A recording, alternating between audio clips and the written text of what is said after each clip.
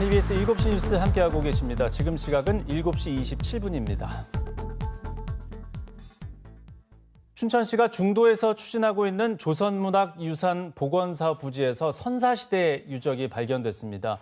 이번에 발견된 유적들은 연구 가치가 상당히 높은 유적들이라고 하는데요. 관련 내용을 잘 알고 계신 춘천역사문화연구회 오동철 사무국장 모시고 자세히 얘기 들어보도록 하겠습니다.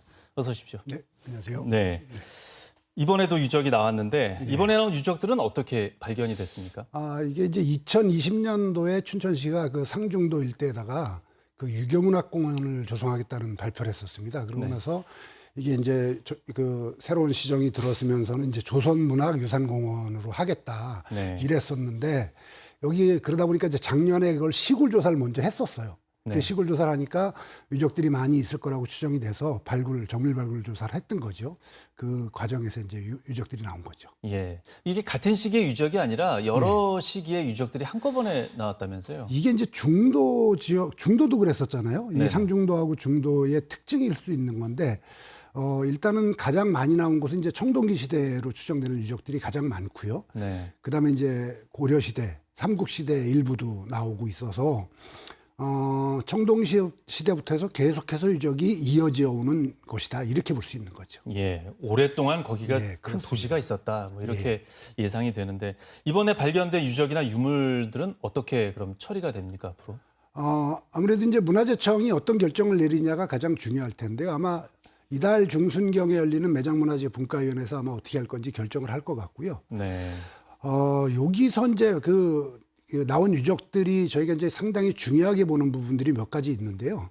첫 번째는 이제 유적이라고 할 수 있는 집자리들. 이 청동기가 이제 주로 많이 나오거든요. 229개 유고 중에 청동기 유고들이 뭐 거의 80% 이상을 차지하고 있는데요. 이게 지금 하중돼서 발견된 유적들보다 이 시기가 좀 빠른. 그러니까 전기 청동기라고 해서 기원전 한 12세기 정도 이렇게 이야기하거든요. 중도는 기원전 한 9세기 정도부터 이렇게 집단적으로 취락이 형성되는 거로 나타나는데 이 상중도가 12세기라니까 이제 빠른 거죠.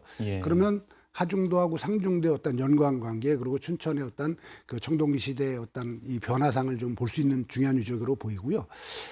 정말 그 굉장히 중요한 유물이 하나 나왔습니다. 유물이 뭐였었냐면 그 중도에서도 뭐 청동검, 비파형 동검 이렇게 부르는 게 몇 자로 나왔었는데 이번에 여기 제가 사진을 갖고 왔는데요. 요 유물인데.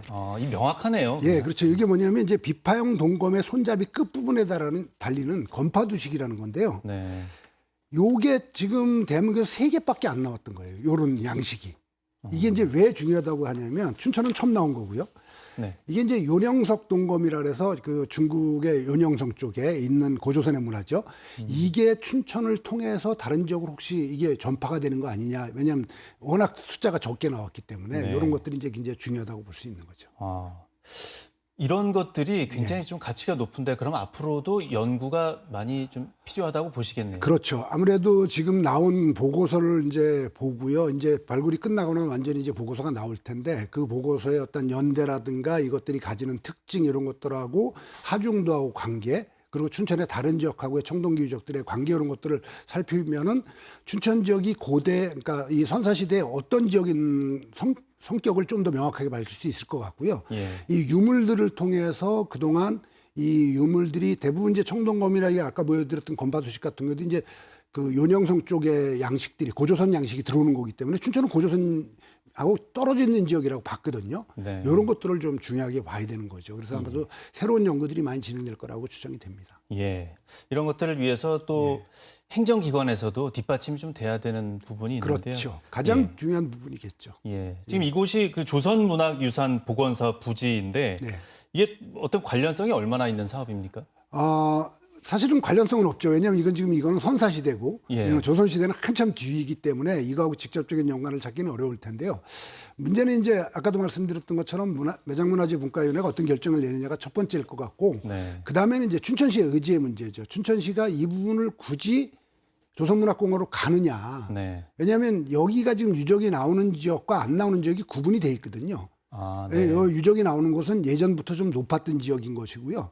유적이 안 나오는 지역은 예전에 강물이 범람하던 지역이었었기 때문에 이 지역만 잘 피해서 간다면 충분히 뭐 할 수도 있는 거라서 좀 더 결론적으로 말씀드리면 이 유적도 잘 활용을 하면서 조선문화공원을 같이 갈 수 있는 방법은 충분히 있을 것이다. 네. 아마 이런 쪽에 검토를 하지 않을까 이런 기대를 하고 있고요. 네.